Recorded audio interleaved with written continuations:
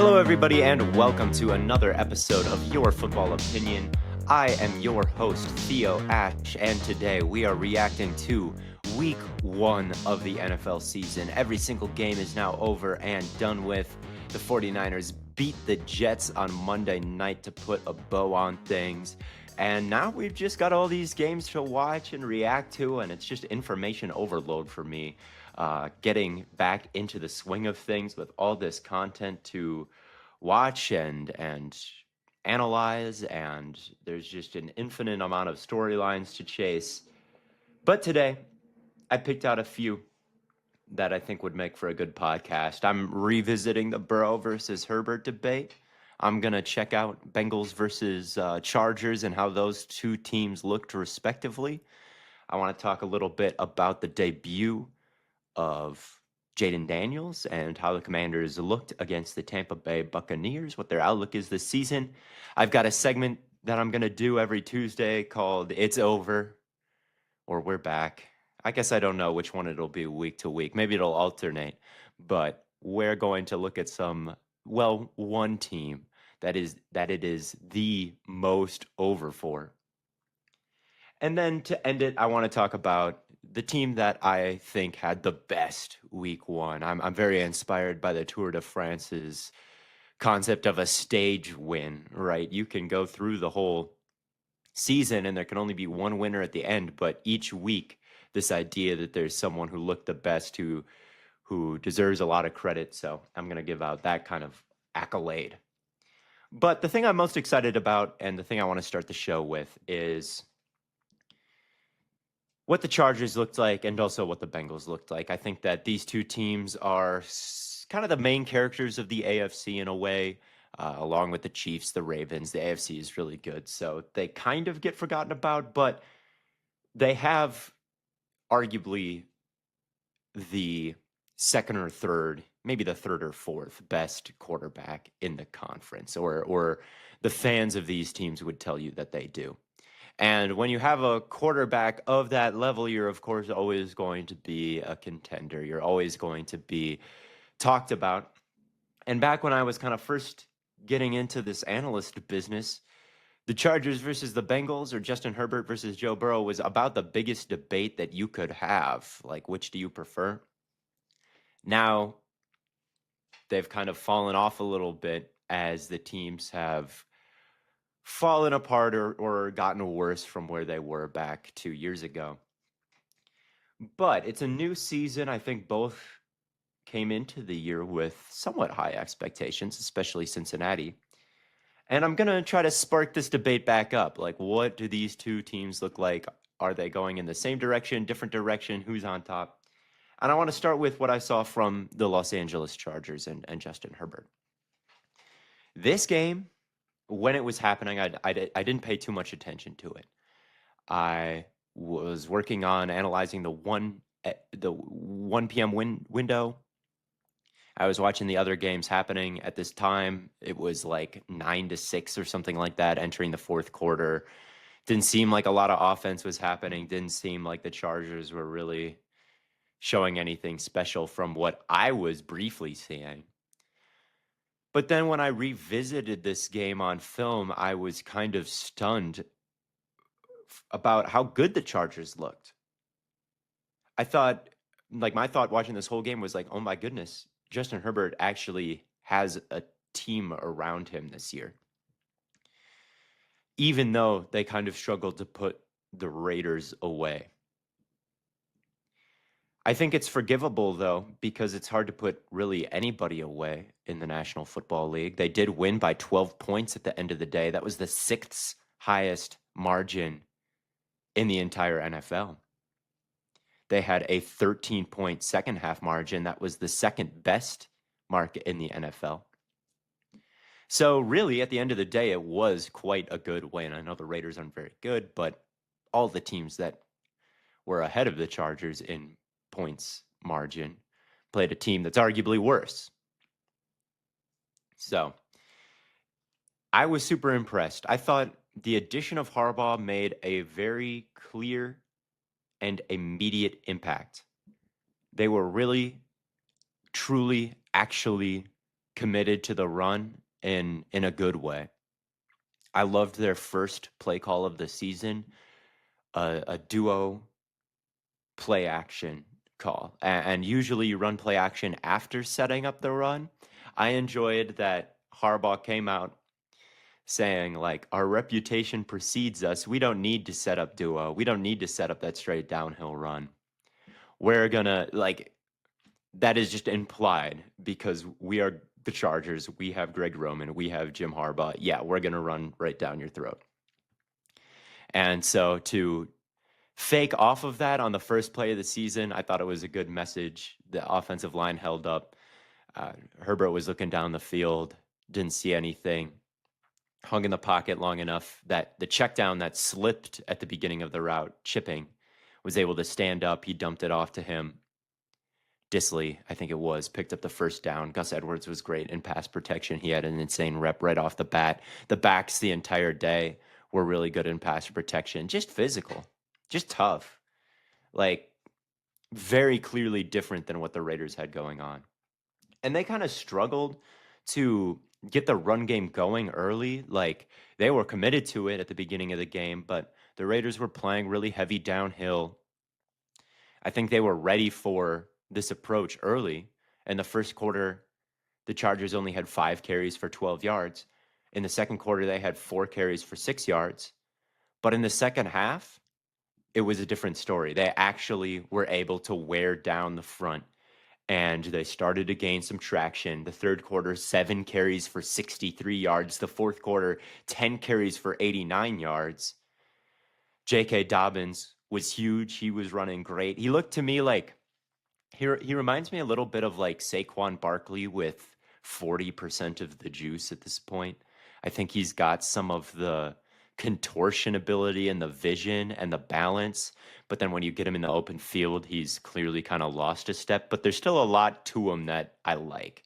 So for him to play well, I thought Gus Edwards was tough as well, good in pass protection. So I'm feeling all right about those two as your 1-2 duo. And this is just the polar opposite story of what we've gotten from the Chargers the last couple of years. I remember on Twitter at one point, I was just asking people for stats that they wanted to hear about, and I would use my resources, the databases I have access to kind of look them up. A Chargers fan asked me, what is the Chargers yards per carry rank when they're up in the second half? Like, they've never been able to gain a lead and then lean on Eckler and maintain that lead. And yeah, sure enough, over Herbert's time there, they have always been outside of the top 20 in that exact scenario where they've gotten a lead. They're running in the second half. They're averaging like under 4 yards per attempt, usually in Herbert's time there doing that. This year, there's immediately reason to believe that things will be different and that this team can actually be balanced. And if they played the Jaguars right now and they had a 28-7 lead or whatever it was in that playoff game, they would actually be able to pull that through now when they weren't under Staley. And the other nice thing, besides the offensive line eventually winning in the trenches on the ground, they were great against the pass all day. I am in shock about how good Joe Alt looked.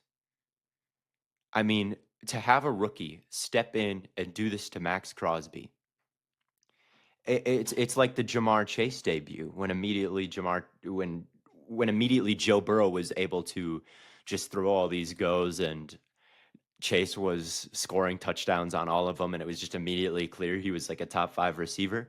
That's what Joe Alt looked like from the tackle position. I mean, he pitched pretty much a shutout against a good front four. The only plays I think that Crosby made all day were ones where he was kind of unblocked. Like when he actually had to engage with Slater and Alt, he did nothing. Spillane, the linebacker, was their best pass rusher in this game, blitzing. They blitzed at the 7th highest rate in the league week 1, the Raiders did. But they only touched Herbert 7 times. Their pressure rate ranked 19th. They just had 1 sack. You'll take that all day if you're the Chargers. You'll take that all day against a front four that I think it was fair to believe that it could be the best in the league. Max Crosby, Defensive Player of the Year candidate. You had Christian Wilkins, Malcolm Kuntz is there. Tyree Wilson can kind of factor into things off the bench now. I don't hate their other defensive tackles to kind of stuff the run in the middle. Like it's a good front four, and then they're blitzing, and to only allow one sack early in the game, I thought it was crazy. The pad level of Alt, the way he's able to move his feet, his hands, his punch a lot of times, and in the preseason, I think he struggled with the width of his punch, and he would give up that kind of inside chest, and people would be able to kind of bull rush him backwards a little bit, and that's a very common problem. That is probably the most common problem I see with tackles. In this game, I don't like people would touch him, and he would just stay perfectly still. Like he did not give up any ground on the power rushes. Just absolutely fantastic, and Slater was as well. And I thought Herbert played a really great game. I mean, there were some times where guys got through. You're never going to pitch a perfect game. There was one time Max Crosby came through on a stunt, like pretty much completely unblocked, and Herbert was just able to stand in there and get a crazy throw off. He hit some hole shots between zone coverage that I thought were really nice. He had an amazing throw to Johnston in the end zone that was dropped. Shocker. He did throw a pick. That wasn't great, but I wasn't even that mad at the throw. He was trying to kind of layer it in there against a high-low bracket, and it was a really ambitious throw. He tried to kind of put it on Palmer's back shoulder to prevent it from getting picked from the underneath guy, and then Palmer tried to adjust to it. It hit kind of his back shoulder and ricocheted. Couldn't quite make the quick adjustment. It went into the hands of the safety. Okay, he bit off a little bit more than he could chew there. Throw it into the bracket. It bounced off his receiver. It got picked. He was aggressive. I love Herbert's aggressiveness. So sometimes it backfires, sometimes it doesn't. That one I could like. It wasn't great, but I didn't think that it made him a bad quarterback or a bad day by any stretch. Really good versus pressure, accurate. I thought Lad McConkey looked pretty good. He's not going to be the vertical threat, right? He's not going to probably catch the contested one down the sideline. He's not going to really. They have no one in this receiver room that can really add base to the crowd. I'd say like you can catch it and they can make people miss. Like we saw Lad catch a little mesh pattern and break someone's ankles and score. And as an underneath weapon, and as maybe even as an intermediate weapon, kind of setting people up off the stem on outbreakers. Like he's a very good player. There's no one really to take the top off though and catch a big post from Herbert for a 60-yard touchdown in there these days. I feel like they could use a little bit more explosiveness in their receiving core, but it wasn't a bad performance from them, or it wasn't a horrible performance from them. Johnston still had some drops, yes, but he also made a few plays. Lad McConkey isn't the most physically dominant guy you'll ever see, but he still made plays. Disley blocked his ass off. Hayden Hurst caught a whole shot up the sideline between two guys that actually worked. I mean, it looked like Harbaugh ball, and he wins a lot of games, man. This is a formula that has worked at every single level that he's been at. And from what I saw from the Chargers, it looks like it can work kind of again when you pair him with a quarterback of this level behind an offensive line that could be this good. Now, they still need the interior to get smoothed out a little bit. Running between the tackles, not super successful. They did allow some pressure from Christian Wilkins and right up the gut. But overall, I thought it was super encouraging. I thought you saw some things that you wouldn't have seen in previous years. And then the defense I thought was good as well. Khalil Mack and Joey Bosa played fantastic. They were amazing. They looked like the best edge rushing duo in football. And Colton Miller is not some easy assignment. He is a very good left tackle. And Khalil Mack was bull rushing him into oblivion. Bosa was all over the field. I thought the defensive tackles, yeah, I mean, it wasn't, they could still use a difference maker in that room. I thought they did get kind of stretched horizontally. Zamir White on a few runs at the end was able to break off some long ones. But like the pass rush, crushing the pocket on Minshew, it looks like they're going to be able to do that. And it looks like they're going to be able to do that against, I know the Raiders offense is bad, but like if you can do that against Miller, you're going to be able to do that against a lot of offenses this year. They looked good. That's all I can say. They look good. The zone coverage wasn't perfect. Brock Bowers made some plays. Jacoby Myers made some plays kind of on accident. Devontae made some plays. The linebackers, Henley, Perriman, Colson, the rookie, like they're gonna get picked on. It totally happened over the middle of the field. These linebackers don't have that insane range in the middle where they just get depth and run with everything like Fred Warner. That was not happening. But I don't know, man. The pass rush, the run defense overall, I thought looked encouraging. The front seven looked encouraging. So with that being said, it's like my hot take from week one, I think the Chargers are kind of worth the hype. I think that they'll be in those wild card race when you look at, certainly the Bengals, which we'll talk about here in a second. I think they looked better than them, beating the Raiders versus losing to the Patriots. not that crazy of a take, but everyone would have had the Bengals kind of as a wild card team, or the Browns. I feel like the Chargers didn't get a lot of love. I had them going 9-8, but kind of falling short of that playoff race. After week one, I think I would put them in there. Like, I'm expecting this team to compete and get to the wild card round. Maybe it's a bit too much to say after one win against the Raiders, but Harbaugh and Herbert and Mack and Bosa and Altz and Slater, like it's not a bad lineup. Derwin James looked better than he did last year. It's not a bad lineup. So I was super impressed. I thought it was one of my favorite performances to watch, this Harbaugh ball. Kind of looked a little bit like another thought that crossed my mind.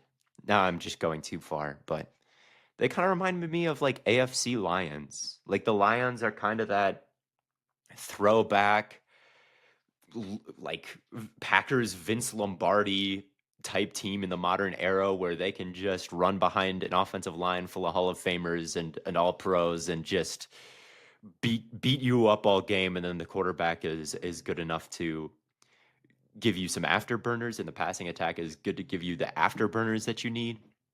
Like, I was doing some throwback Super Bowl breakdowns early in this offseason, and that's really what the Packers were. It reminded me of what we're seeing today a little bit from some of these teams. The Chargers feel like they have the same formula. They have their Sewell in Joe Alt. They have Slater as well, so both sides are kind of accounted for. Again, interior needs some work, but they're going to be able to get downhill. They're going to be able to punish you. They just need a bit more talent as they get into the rebuild. And then they've got the afterburners and an even scarier afterburner in Justin Herbert than Jared Goff. So I think they could really build something special if Harbaugh is able to keep it together there in LA. But let's move on to the other kind of part of this coin, the two quarterbacks who are cosmically intertwined after the 2020 draft. Justin Herbert is one, and then Joe Burrow is the other. And it was a very different day from him. Losing to the New England Patriots, like I mentioned, 16-10. It's just a lame game from the offense.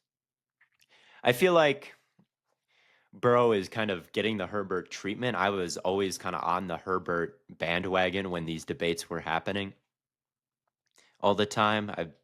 Even though Burrow was in the Super Bowl, even though Burrow was putting up better numbers in 2022, I was like, I like Herbert more, man, because look at Herbert's supporting cast. Look at the defense that he's got. Look at the offensive line, which was also terrible for a time. The weapons weren't nearly as good as what Joe Burrow had. And the fact that the numbers were even a little bit comparable made me prefer Herbert. But people were so focused on the results, like, oh, well, how can you say that? The Bengals are a better team. The Bengals have all this success, and Burrow has all this success. Herbert is struggling to make the playoffs. How can you think that? Well, now the situation is kind of flipped. Like, I like what the Chargers have going on organizationally. I don't like what the Bengals have, or at least I didn't week one. And all of a sudden, look what happened. Justin Herbert is the one making some plays, winning games, and Joe Burrow is the one struggling and being at the bottom of the league statistically. It really does. It's an 11-man offense. It is more than just the quarterback who determines the outcomes of these games. And now we're seeing the talent level or the situation flip, and more people are like, oh, well, maybe Herbert is better. Maybe Herbert is actually the guy and Burrow is over. It's like, man, this was always kind of happening. It was just not shown through the results because Jamar Chase was a whole lot better than Mike Williams, and T. Higgins is, you know, whatever. I digress. We'll move on to what the Bengals showed and leave the comparisons at the door here.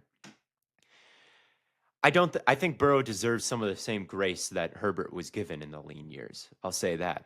Now that Burrow is kind of in a situation where things are rough, I'm going to give him the same treatment that I give Lamar when times were tough, and Burrow and Herbert when times were tough, and Mahomes last year when times were tough. Times are tough. It's that simple. I didn't like Zach Taylor's game at all. You're supposed to prep all week, you know, get prepared, go through everything so you can make plays on Sunday. Not so you can continue to be conservative and just throw checkdowns all day. Like when it is Sunday, the gloves come off and you do what you need to do to win the game. That's what it's all about. The Bengals just had no real interest, it felt like, in making plays on Sunday. It felt like their interest was, well, let's just stay on script. Let's just stay on schedule, and we should win here. The Patriots are a tough defense, no doubt about it. Like they disguise the coverages. You never know quite what they're gonna do. They have a really good physical front seven that came downhill and tackled the run really well. Tavai, Tavai, the linebacker, was an absolute beast in this game. Like just massive hits left and right. He had a play where he took on a pulling lineman. He blew up the lineman and got the tackle. Just a smile on my face, just cackling, watching this front seven just eat the Bengals' lunch. But without Judon and without Barmore, you should be able to drop back and eventually be able to break through in the passing game. And that just never happened. It never happened. Yes, they were disguising their coverages. Yes, it's a little bit tough to tell what they were doing, but at the end, it became pretty clear what the plan was, and that was cover two, zone. They would mess with their safeties, but that's what they were dropping into the majority of the time. And when you've got a quarterback like Joe Burrow, I expect if they're playing all this cover two, middle of the field, open zone coverage, sneak Jamar Chase in on a bender between the two safeties, layer it in over that first level of the corner, three linebackers and the other corner, right, with the two safeties high. You want to layer it in between those spots. There was really no interest or no aggression to do that. Like they would drop into their zone, everybody would get to the sticks, right, and Herbert would just say, okay, everybody's dropping into zone, I'll get it off to my check down or someone in front of all the players. Problem is, like I said, these linebackers and safeties can hit. They can freaking hit, man. And Tavai would come up and blow them up. On fourth down, they did it. Safety number 31. I'm not sure which Patriots defender that is off the top of my head. I should have remembered, but he blew up a fourth down.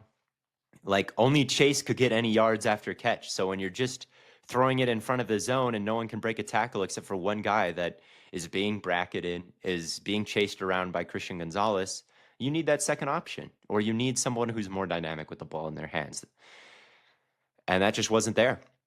And it was super disappointing. I thought part of it is on Burrow. Like there are many routes happening over the course of the play. You don't have to do the most conservative one. I think he could have been more aggressive, but also Zach Taylor, I thought, like there were some all hitch calls where like every single route developed in front of the first line of players. So it's like, what do you really want Burrow to do there? There was a play where they tried to get it out to Chase behind the line of scrimmage on like a third down, and there was a blocker out in front of him, another receiver, and they both kind of went in the exact same direction. So the blocker was blocking, but he was basically running to the flat, just like Chase was on the route. And I don't know. It was just ugly. I thought some of these short plays without much ambition or without much execution. And then if you're going to play like this and you're going to go dink, dink, dink, go for it on fourth down. Okay. If you're playing to make it third and short or fourth and short, pay off those you can be aggressive in other ways by saying, I'm going to keep going for it on fourth. It's going to be 4th and 2. It's going to be 4th and 3. We're going to stay on the field. Don't go conservative, conservative, conservative. You're in a short yardage situation and then punt. Like, this is still an NFL team you're going up against. They have a good running game. Okay, they're playing to win the game, and you're not. And that's a good way to get beat by a team that's worse than you. I thought there was a time in the around midfield that they definitely should have gone for it, and I think even at the end of the game when they were on like the 10-yard line and Burrow was checking it down and it was 4th and short, and I would have liked to have seen them go for it there, honestly, even though not getting it means losing. You got Burrow, man. Like, you got an elite quarterback. I'm taking my chances getting 2 yards versus punting it back to my defense that just cannot stop the run. Like, I get that they would have lost the game if they didn't get it, but they lost the game when they punted too. So, just frustrating, lack of aggressiveness from everybody. Stupid execution errors like the fumble at the 1. Burrow threw 2 touchdowns in a row. Neither of them were touchdowns. The throw to Gesicki was perfect on the corner route versus man coverage, high and out in front of him. No chance for the corner to make a play. He just lets go at the end. And then a strike over the middle, perfectly in stride, allows his tight end to turn up field and score. And he is jumping around at the end. Was he celebrating? Was he trying to make somebody miss? I don't know what that was. And then he fumbles. So those are 2 touchdowns from Burrow, or really just 1 because it was on the same drive. It was right after each other. That result in 0 points. Like I said, I want to give him the same grace that I give other elite quarterbacks when things are going wrong. It was not a great game from him, but you could also tell that no quarterback would have, maybe not no quarterback, but it wasn't as much on him as it's not 100% on the quarterback. That's all I'll say. He had 1 throw that I thought was insane. He was getting heated up. He dropped back and immediately threw before Yoshi Voss was even thinking about breaking. Like, the timing was just so unreal. Just floated it right over the corner in the flat. Yoshi Voss turned around and the ball was legitimately like right there. It was released that early.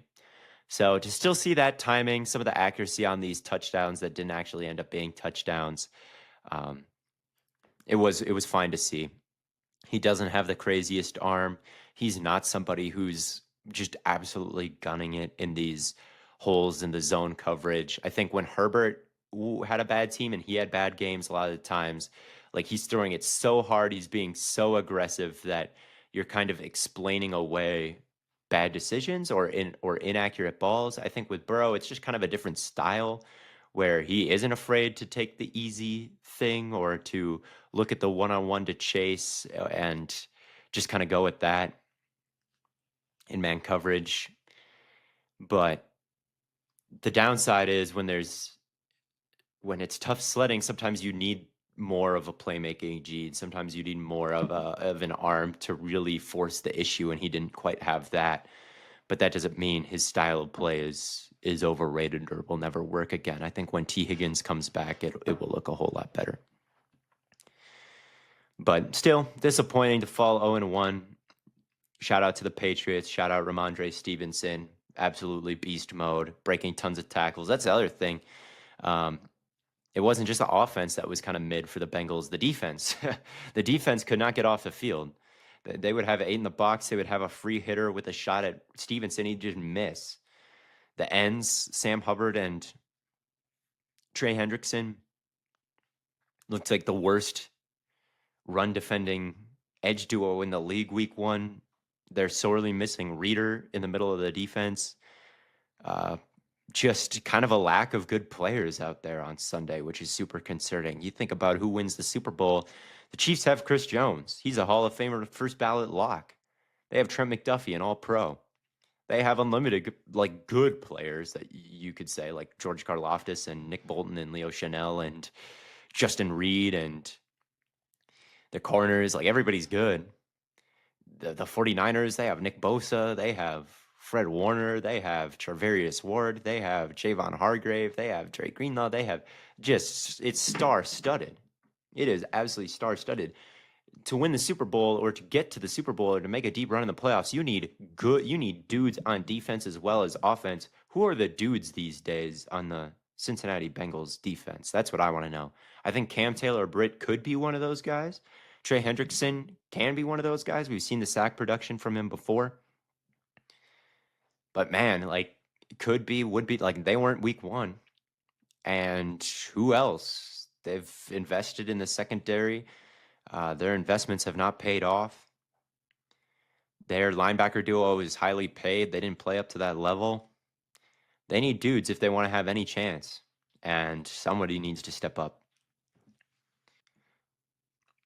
All right, that's enough about Burrow. That's enough about Herbert. Let's move on to maybe the next star of the NFL, Jayden Daniels. He had the best rookie debut. Caleb Williams and Bo Nix ranked 32nd and 31st, respectively, in yards per attempt last week. They were down at, I think, 3.3 and 3.2 yards per throw. Not good when you're picking up less than a running back would every time you throw the ball.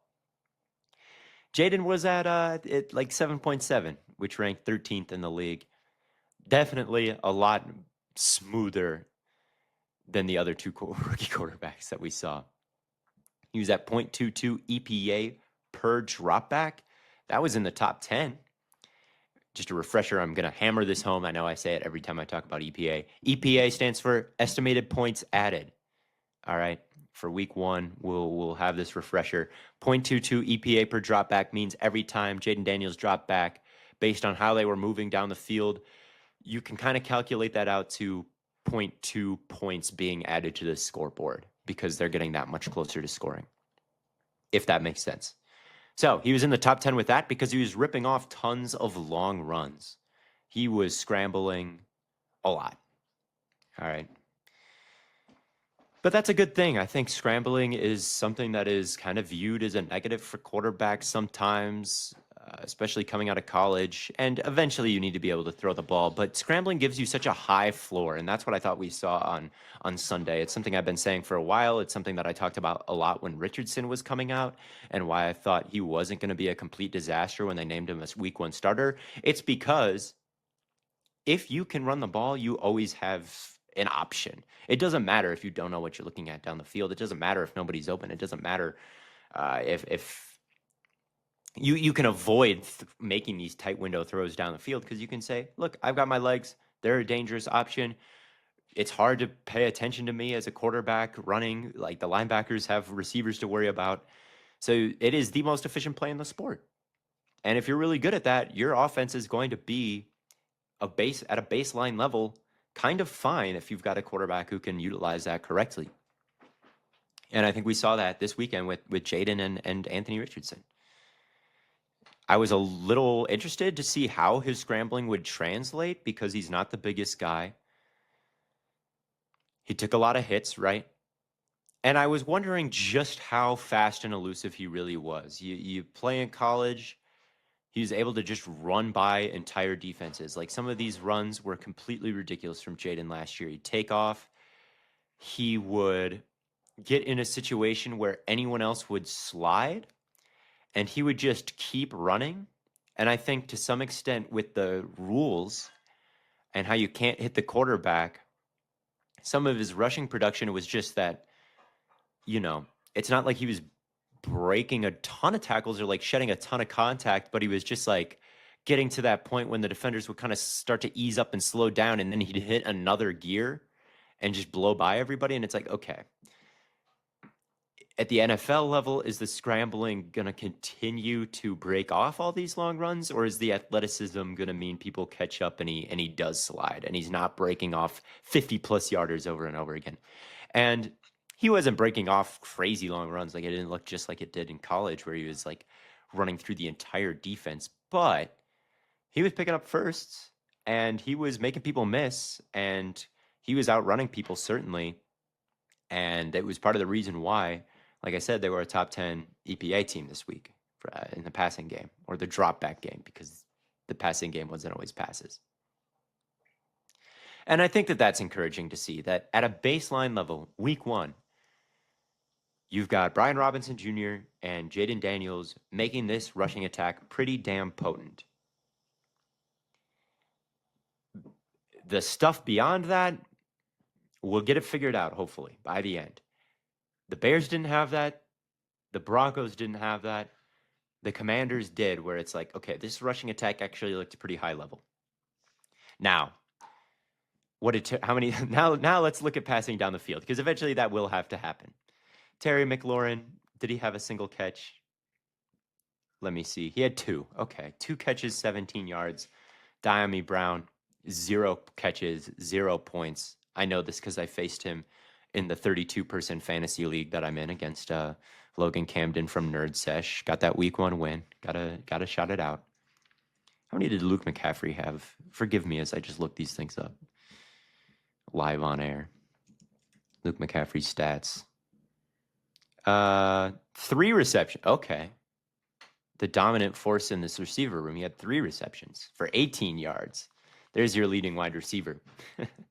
So they had the lowest rate of production going to the wide receivers of anybody. That's not ideal. Jayden Daniels, his calling card is the deep shots to the wide receivers up the sideline. You need explosive plays from him on the ground. You also need explosive plays from him deep down the field. It's okay if the intermediate stuff, the layered stuff, the stuff over the middle of the field between bodies isn't there right away. But if the Commanders want to avoid being one of or the worst team in the league, they have to be not only amazing on the ground, but amazing on these go balls. It has to look like Joe Burrow year 1, where he just had twice as many yards as anybody else on these goes, throwing to Jamar Chase. Like, Jayden is capable of that. It's what made him great at ASU. It's what made him great at LSU. Just the pure explosiveness from everything. The vertical shots, being the best at that. He missed his opportunity to McLaurin running wide open down the sideline for a touchdown. He overthrew it. Not ideal. There was a play where he had a blitz on. Obviously, Todd Bowles wanted to heat the rookie up. And then Zach Ertz, I think it was replacing the blitz, like breaking open right behind everybody. Daniels missed him, moved on to the next inbreaker, backed up in the pocket. He backed up. And yeah, there were 2 edge rushers coming around each side, and they put him in a vice. He got hit hard from the back and the front at the same time. I think his helmet flew off. It was one of the bigger hits I've seen a quarterback take in the pocket ever. So he avoided the awkward scramble moments, but he did absorb a lot of contact in that moment with his pocket movement. Lucky he didn't fumble. Lucky that wasn't a real game-changing play. That needs to get cleaned up. He did have one play that I kind of was interested in, where he dropped back just 1 step and pumped a hitch from the slot, and it kind of moved all the linebackers over there. And then he looked at the backside dig and threw it, but the safety was all over it, jumped it, almost picked it off. So it didn't end up being a good play, really. But the process of it, like pump the front side, look at the backside, dig, throw over the middle, at least from a process standpoint there, I was kind of interested in what Daniels was doing. I liked to see it, even though it wasn't a good play. Like, the willingness to try it was good. I don't know. It was a fine debut. It wasn't the greatest thing ever. Like, he was top 10 in EPA. The scrambling has a lot to do inflating that. They were playing from behind the vast majority of the day. He certainly didn't look. The Commanders didn't look like threats, I would say. But to have the number 1 quarterback week 1, so you have to feel great about that, at least. Now, the defense, I do want to talk a little bit about the Commanders' defense, because it still looks atrocious. I don't know what they're going to do having Bobby Wagner starting the entire year. It's just so bad, because him and Frankie Louvu, they're going to blitz, right? They're going to blitz at least one of them. And the times when it was the other linebacker and Bobby Wagner is alone in the middle of the field, like, he just cannot make a play in space. He's incapable of it. He is incapable of it. And Rashad White, of course, ate through the air. I think part of that was on Wagner's watch. The Commanders were the worst team defending against the deep ball last season. They allowed more deep touchdowns than the next two teams like combined. It was that bad. No one could stop anybody. Forbes was bullied all of last season. He was bullied in this game. St. Juice got dunked on by Mike Evans.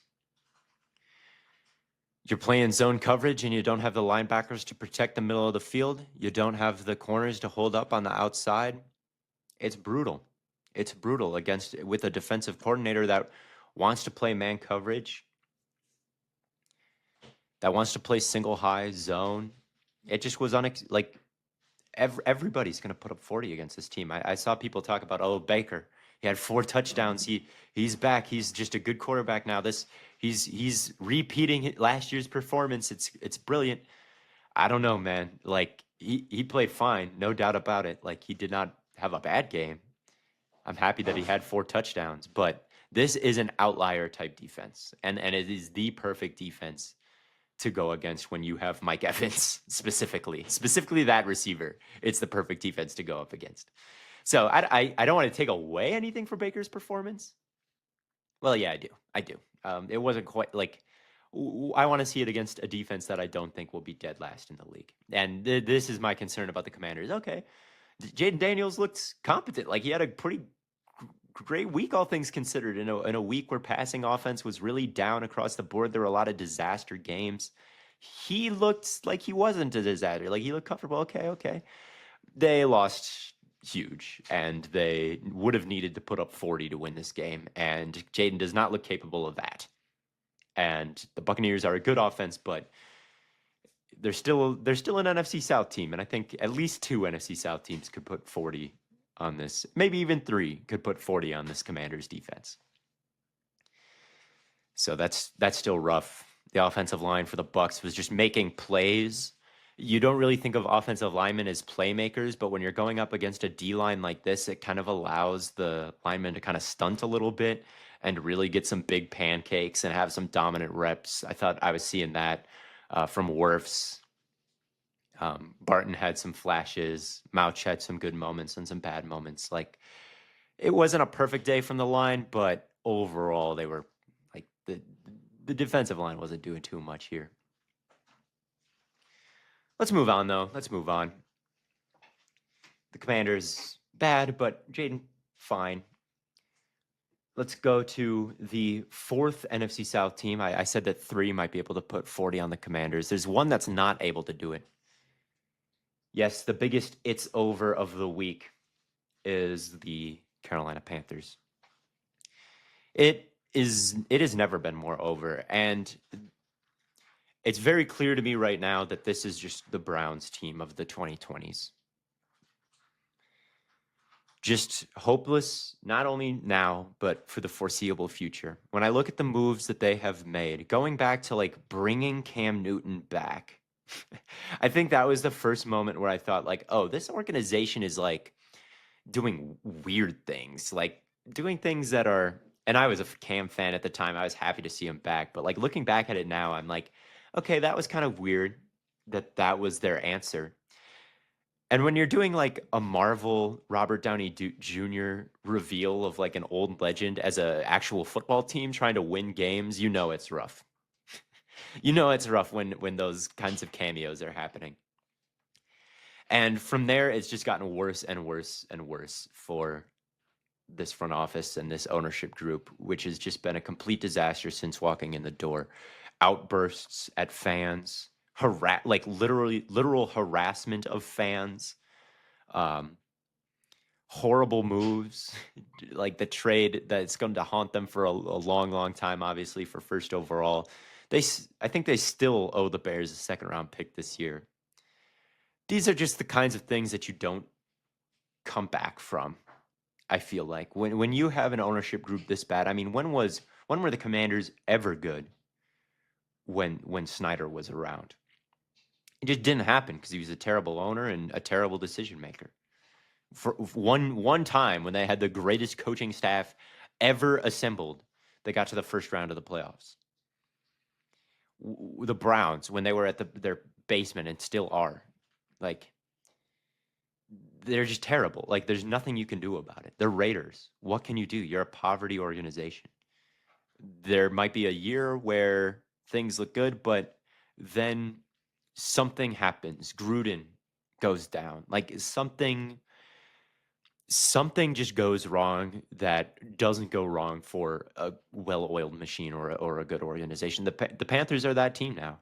They just are, and it's not getting any better. Maybe for the entire decade. Bryce Young simply cannot do the things other NFL quarterbacks can do. When you look at Justin Herbert and what he looks like with Max Crosby crashing down right at him. Herbert can kind of give him a stiff arm or stick his arm out with one hand and then throw with the other, like over his head. Like, the athleticism within his body you take for granted until you see it, and then you see someone who cannot do these things. Like, let's think about Lamar Jackson.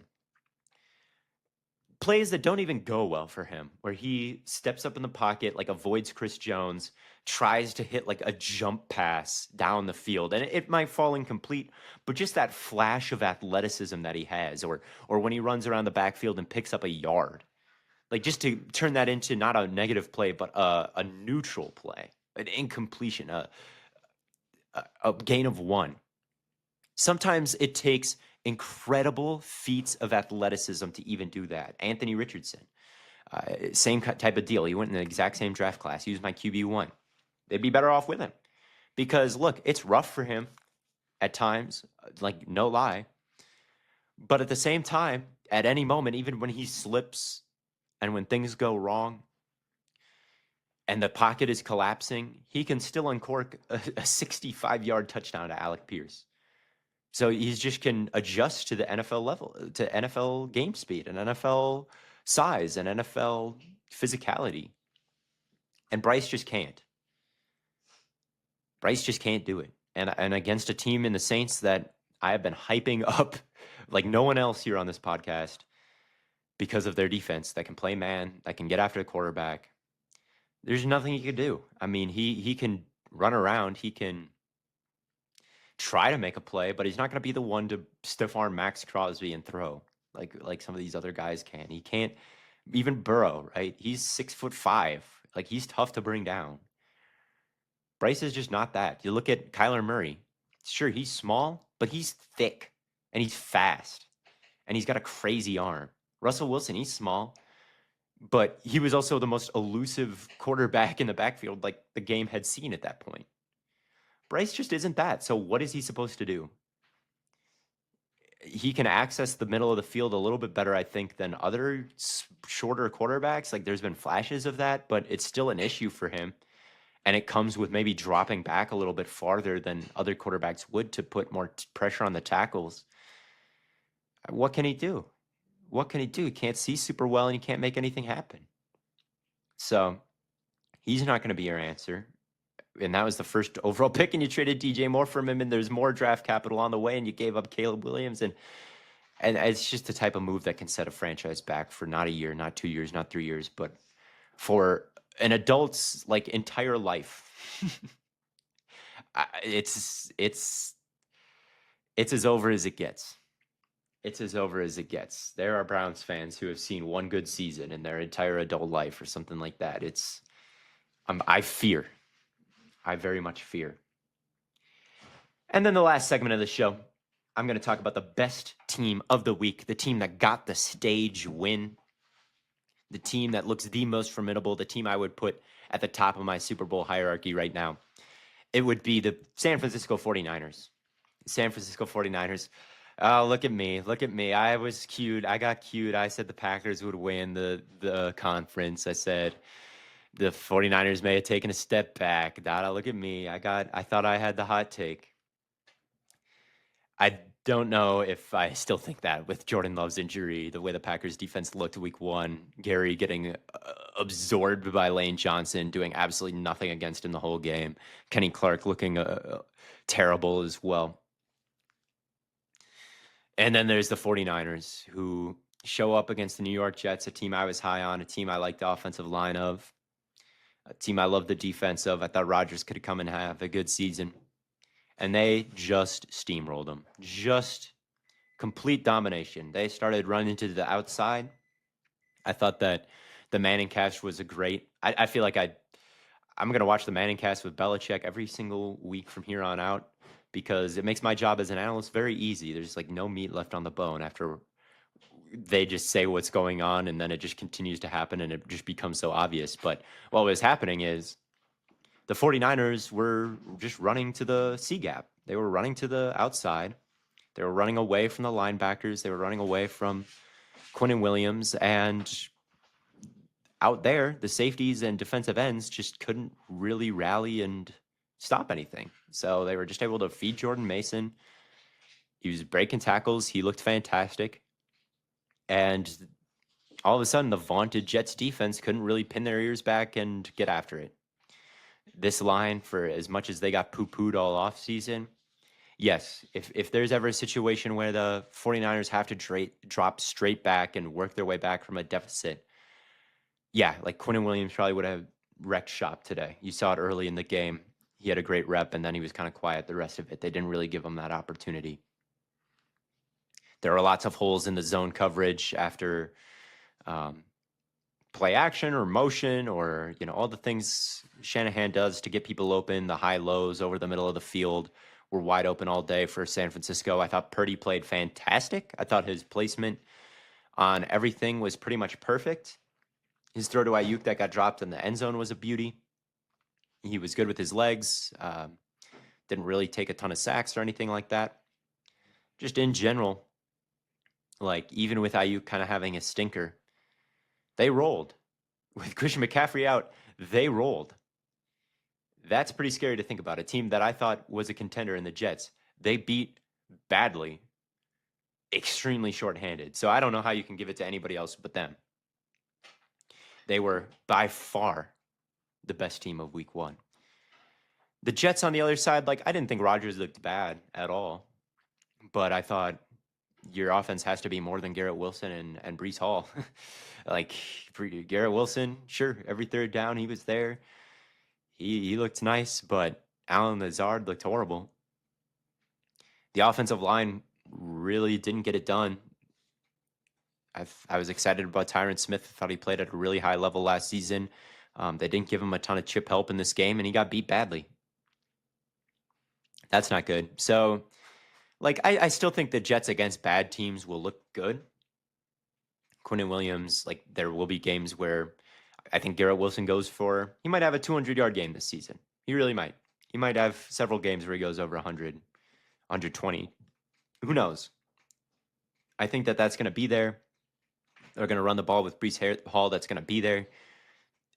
If they can keep pace with the opposing offense and the defense gets more of a chance to wreck the game, I think they will, or at least the pass defense gets a chance to wreck the game. I think they will. But after this showing against the 49ers, I'm kind of selling my stock in them as a Super Bowl contender because they just didn't look potent enough. And Tyron Smith and Aaron Rodgers showed their age enough. Where I was like, okay, if it's looking like this week 1, is this a team that's going to get stronger and stronger and like start to build momentum going into week 17? Or are they going to get passed by a team like, any team that's younger, really? So maybe the 49ers are that good and I shouldn't be selling all my stock in a team. Maybe the Jets are that bad and I shouldn't be hyping up the 49ers as good. But at any rate, the 49ers get the stage win. They get the week 1 best team award. And that'll do it for this episode. Thank you all so much for checking it out. I will be back on Friday to talk about the upcoming Thursday night game between the Bills and Dolphins. I don't know who I got to win that one yet. Maybe check out the Pro Football Network TikTok page for some calls there later in the week. PFN 365. If you want to find that on TikTok, you can find me at TheoAshNFL on Twitter and TikTok. Of course, subscribe wherever you're listening if you haven't already. Thank you so much for watching. And I will be back.